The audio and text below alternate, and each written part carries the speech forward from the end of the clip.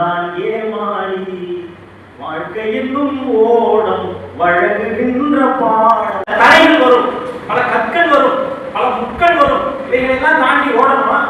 அப்ப என்ன பண்றாரு, அந்த மாதிரி தடைகள் வரும்போது அது துவண்டு போகிற மனம் இளைஞர்களை பார்த்து குலத்துவம் சொல்றாரு, மின்னலும் இடியும் இன்றி மேகங்கள் பொழிவதில்லை, இன்னலும் இழப்பும் இன்றி என்றுமே புரட்சி இல்லை. உன் பாடல்களை நீயே எழுது, உன் வேஷங்களை நீயே நிர்ணயம் செய், மேலே கூடுகளை சுமக்கின்றவரை நீ நீயாகத்தான் இருப்பாய். கூட்டை கரைத்து எரியும் போது செத்து போனால் போ. என்ன கூட அது பல குறியீடுகள் இருக்கு. நம்ம தடைகள் அல்லது பல கட்டுகள் ஏதோ ஒன்று வச்சுக்கோங்க. அப்போ அந்த கூட்டை கரைத்து எரியும் போது செத்து போனால் போ, பரவாயில்லை. உன் அடுத்த தலைமுறை வேகமாக இந்த முக்களின் இடையே நடக்க வேண்டும். இன்னும் நீதான் எனது நம்பிக்கை. இளைஞர்களை பார்த்து சொல்றேன்.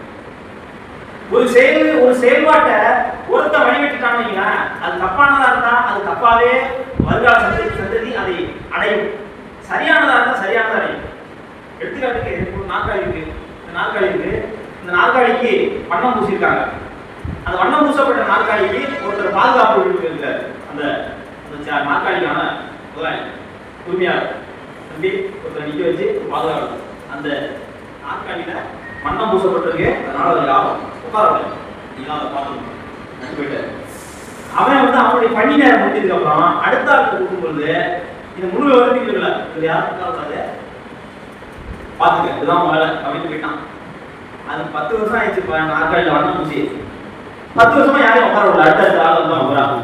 என்னன்னா அந்த வண்ணம் பூசப்பட்டு இப்பதான் அது ஈரமா இருக்குது, அது காயறா வரைக்கும் யாரையும் உட்கார வைக்காதா அப்படின்னு தெளிவா சொல்ற. அடுத்த ஆள்கிட்ட இது யாரும் உட்கார வைக்க கூடாது அப்படின்னு ஒரு பாதியை முன்னோட்டை கலைத்து விட்டு ஒரு செய்தி பண்ணி சொல்லிவிட்டு போறதுனால அடுத்தடுத்த தலைமுறை இதுல உள்ள சிக்கலை அனுபவிக்கும். எனவே சொல்றாரு, எனவே அடுத்த தலைமுறை வேகமாக இந்த முக்களை கலைத்தெறிய வேண்டும், நடக்க வேண்டும். இன்னும் நீதான் எனது நம்பிக்கை. யாராவது ஒருத்தர் புரட்சி பண்ணணும், மாற்றம் கொண்டு வரணும். அப்பதான் அந்த இடத்துல ஒரு நிலைத்த புகழ் கிடைக்கும். விழி விழி உன்விழி நெருப்பு விழி, உன் விழிவும் சூரியன் சின்ன பொறி.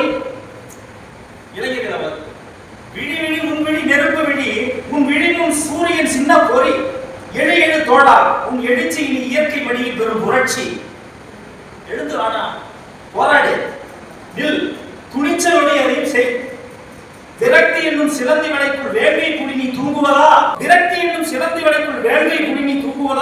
நீ இருட்டை கிழிக்கும் வெளிச்ச கீழ்ச்சி எங்கே கிழக்கென தேடுவதா?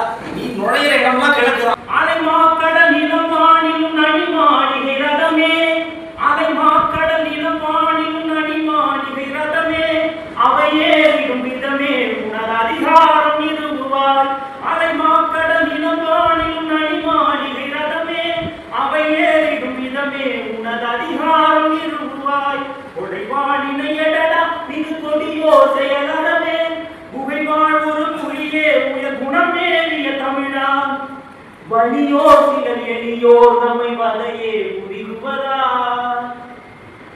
படை இருக்கு, பதவி இருக்குங்கிறதுனாலேயே ஒரு இனத்தை, ஒரு நாட்டை, ஒரு அரசை மடக்கிவிடலாம் அப்படிங்கிற நிலைகள் இருப்பதை ஆண்டுக்கு முன்பே எழுதியிருக்கிறார். வலியோ சிலர் எளியோர் நம்மை வதையே புரிகுவதா? மகராஜர்கள் உலகாழ்ந்த நிலையாமே